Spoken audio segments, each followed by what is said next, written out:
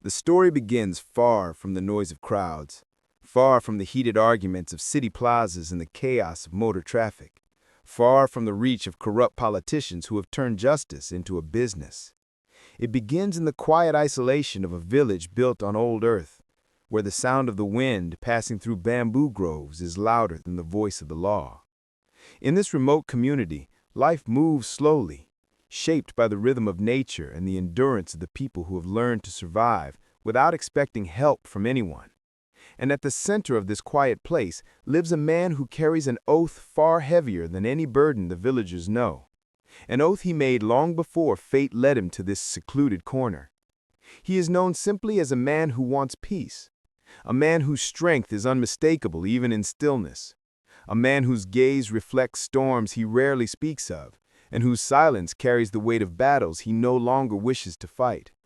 His past is not shared, his history not asked, because the people who live near him understand that some men arrive in their world already carrying wounds that cannot be seen.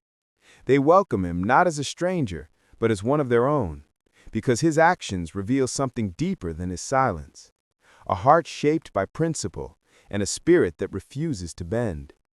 His days unfold with simple routines, repairing fences for neighbors who are too old to work, fetching water for widows who once raised entire families on their backs, sitting with farmers at dusk while they talk about harvests and storms. There was a quiet dignity in these moments, a kind of healing he never expected to find. But beneath this surface of calm lies a dormant force, a power he keeps locked away like a dangerous fire that can bring warmth or destruction depending on how it is used. He carries that fire not with pride, but with caution. The village remains peaceful until the arrival of a disturbance that slithers its way through communities across the region. A syndicate, long feared but rarely confronted, begins extending its influence deeper into the countryside. They operate with an efficiency built on fear, using local officials as shields and paid enforcers as weapons. Their first step is always the same: target the vulnerable, test the limits, then expand like a creeping shadow until the entire area bends to their will. No place remains untouched, no voice remains unthreatened. What begins as demands eventually evolves into domination. At first, the villagers dismiss the warnings. Corruption is not new to them. Violence, though cruel, has become a distant threat. But the first signs appear in subtle tremors. Farmers returning home to find their crops burned, carabaos stolen in the night, families awakened by knocks on their doors from men whose smiles do not reach their eyes.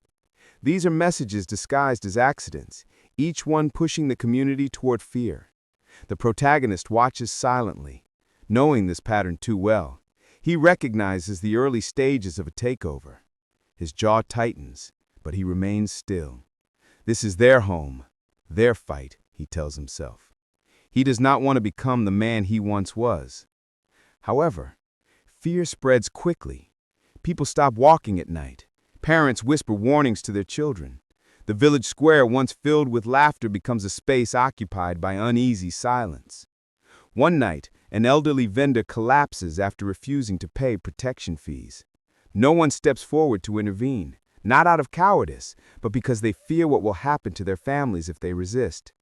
The protagonist sees the pain in their eyes, sees the helplessness that mirrors what he once failed to prevent in another chapter of his life. People begin to approach him quietly, seeking comfort more than protection. They do not ask him to fight. They only ask him if everything will be all right. And in that moment, he feels a familiar weight settle onto his shoulders, a weight he has tried to bury, yet one that continues calling him back. He knows what is coming next. He has seen it many times. First, the syndicate sends collectors, then enforcers, then the overseers, the ones who command fear with nothing more than presence. Their strength lies not only in violence, but in the belief that no one can stand against them. And in most places, that belief becomes reality. But not here. Not while he remains in this village. The first real confrontation arrives not as a battle, but as a test.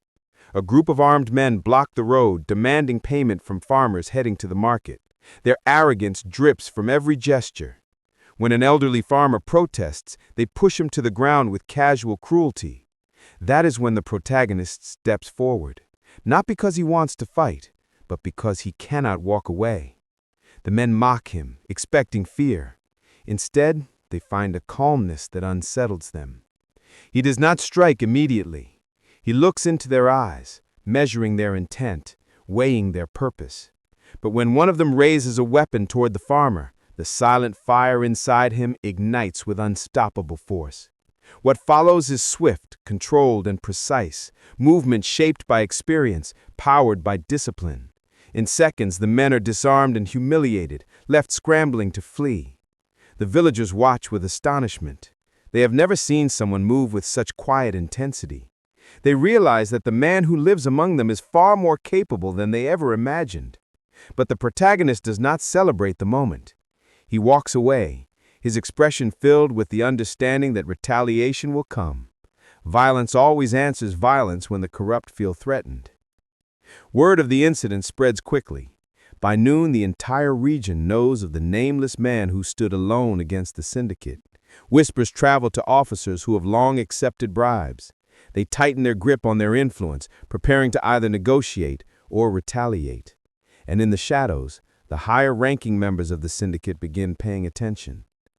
The next day, a child disappears. Panic sweeps through the village. Families rush through the fields calling out his name. The disappearance is not random. It is a message, a warning, a show of power meant to break the will of the people and force the protagonist to understand his place. The syndicate wants him to back down. They want him to feel the weight of responsibility for what they believe he caused. The protagonist searches alongside the villagers, his heart pounding, not with fear, but with a cold fury he has been suppressing for years. They find the boy tied near a ravine, frightened but unharmed. A notice pinned to his shirt, an unspoken threat disguised as a promise.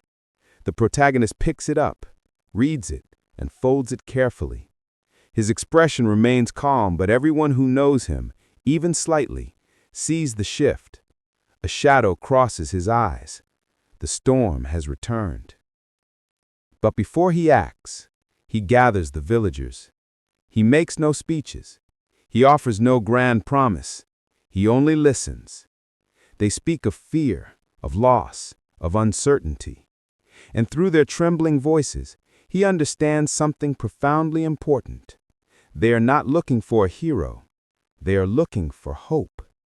He takes a breath and steps forward, not as a savior, but as a man who refuses to let fate dictate fate. From that moment on, he becomes not only their protector, but their unspoken leader.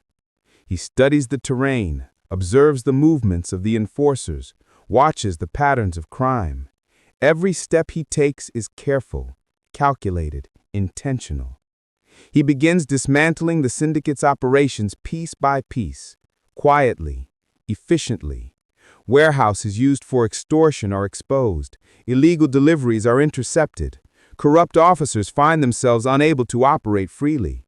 And behind every disruption is a ghost-like figure the syndicate cannot fully identify. They only know he is relentless. They only know he never misses. They only know he never hesitates when justice demands action. With each victory, the villagers' confidence strengthens. People begin refusing extortion payments. Farmers return to their fields. Shopkeepers open longer hours. Children play again in the plazas. Hope returns slowly, but visibly. But power does not crumble easily. The syndicate's leaders recognize the danger. They see their empire shrinking, their money leaking, their influence weakening. They realize this man, whoever he is, cannot be ignored. He must be confronted, neutralized, removed completely. As the sun sets one evening, a convoy of heavily armed men rolls into the village like a storm descending from the mountains. Dust rises beneath their boots. The villagers freeze in fear. The protagonist steps forward, calm, unshaken. His presence alone seems to alter the air around them. The leader of the enforcers studies him quietly, sensing something formidable beneath his stillness. This confrontation is inevitable. It is the beginning of a war neither side can avoid. The village waits breathlessly as tension coils like a loaded spring. The night grows darker, the silence grows heavier, and the storm that has been gathering in the protagonist's heart finally prepares to break. The night settles over San Miguel like a dark curtain, quiet but tense, because somewhere in the silent alleys, in the distance of the rice paddies, and inside the trembling homes of the barrios, the whispers repeat the same name, Prabhnishyo of FPJ. Some say it with relief, some say it with dread, but everyone knows his return means everything is about to change. Scene 1. The barrio's quiet hope. Inside a simple bamboo hut, lit only by a faint kerosene lamp, Liza, wounded but healing, sits up slowly as Mang Lucas tends to her bandages. The old man speaks in a voice that carries years of loss. Anak, kung hindi dahil kay Prabhnishyo, wala na tayo.